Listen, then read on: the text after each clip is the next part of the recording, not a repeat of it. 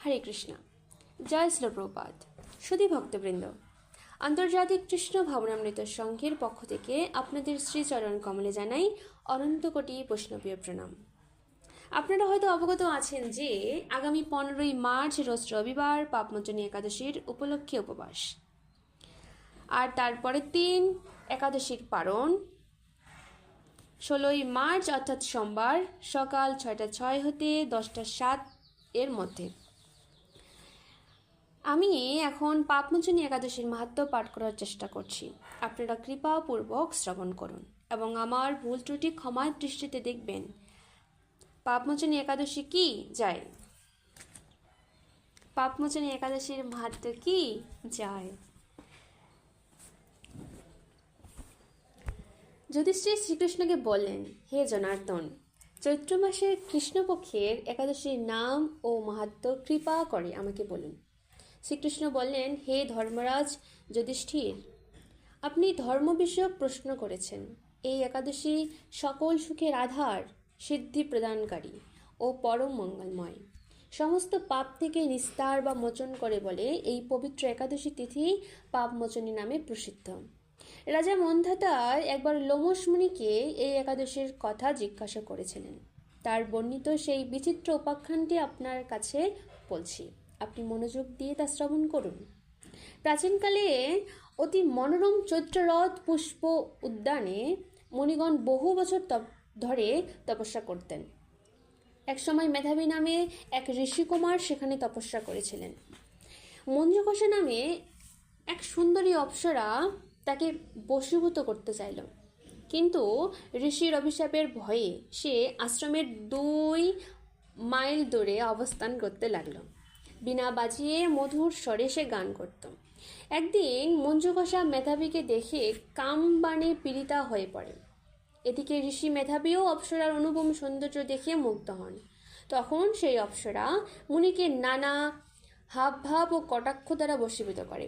ক্রমে কামপরবশ মুনি সাধন ভজন বিসর্জন দিয়ে তার আরাধ্য দেবকে বিস্মৃত হন।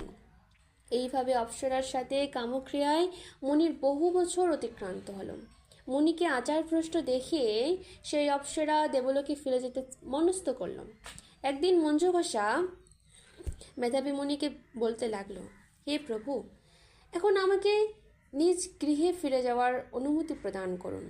কিন্তু মেধাবী বললেন, হে সুন্দরী, তুমি তো এখন সন্ধ্যাকালে আমার কাছে এসেছো, প্রাতকাল পর্যন্ত আমার কাছে থেকে যাও। মনির কথা শুনে অভিশাপ হয়ে সেই অপ্সরা আরও কয়েক বছর তার সাথে বাস করল। এইভাবে বহু বছর, প্রায় 55 বছর 9 মাস 7 দিন অতিবাহিত হল। দীর্ঘকাল অপ্সরার সহবাসে থাকলেও মেধাবীর কাছে তা অর্ধরাত্রি বলে মনে হলো। মঞ্জুকষা পুনরায় নিজ ধামে গমনের প্রার্থনা জানালে মুনি বললেন, এখন প্রাতকাল, যতক্ষণ পর্যন্ত আমি সন্ধ্যা বন্দনা না সমাপ্ত করি ততক্ষণ পর্যন্ত তুমি এখানে থাকো। মুনির কথা শুনে ঈষৎ হেসে মঞ্জুকষা তখন তাকে বলল, হে মুনিবর, আমার সহবাসে আপনার যে কত বৎসর অতিবাহিত হয়েছে তা একবার বিচার করে দেখুন। এই কথা শুনে মুনি স্থির হয়ে চিন্তা করে দেখলেন যে তার 56 বৎসর অতিবাহিত হয়ে গেছে।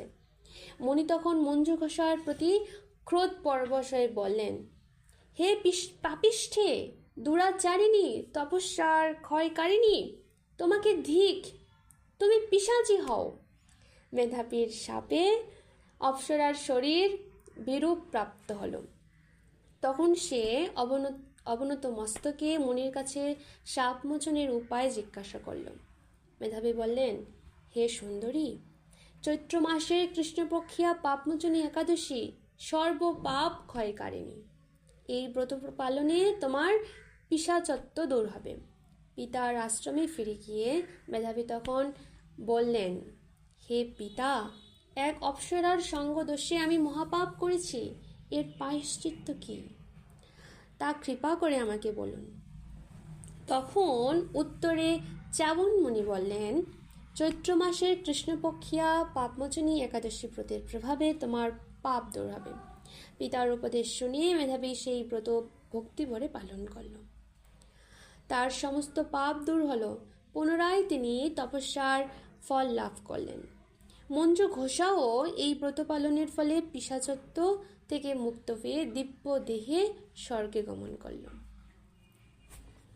হে মহারাজ, যারা এই পাপমোচনী একাদশী পালন করেন তাদের পূর্বকৃত সমস্ত পাপেই ক্ষয় হয়। এই ব্রতকথা পাঠ ও শ্রবণে সহস্র গোদানের ফল লাভ হয়। হরি বল। জয় পাপমোচনী একাদশীর মাহাত্ম্য কি জয়। সকলেই এই পাপ ক্ষয়কারিণী ব্রত নিষ্ঠা সহকারে পালন করুন এবং অন্যকে একাদশী পালনে উৎসাহিত করুন। কলের কলুষ নাশকারী ভুবন মঙ্গল হরিনাম মহামন্ত্র হরে কৃষ্ণ কৃষ্ণ কৃষ্ণ হরে হরে, হরে রাম রাম রাম হরে হরে মহামন্ত্র জপ করুন এবং সুখী হন। হরে কৃষ্ণ, প্রণাম।